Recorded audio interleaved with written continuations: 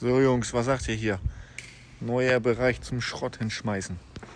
Müssen natürlich noch die ganzen Stahlplatten verschweißt werden.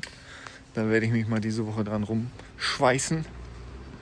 Und dann kann das wieder weitergehen. Über die Waage, zack hin, hier hingeschmissen. Und nachher, wenn alles klappt, kann man da wieder zurückfahren. Aber das ist dann im nächsten Step.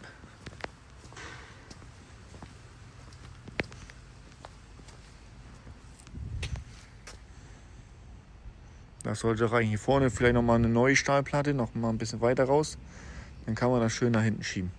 Denn meine Steine sehen hier auch nicht mehr so gut aus. Alle weggefegt.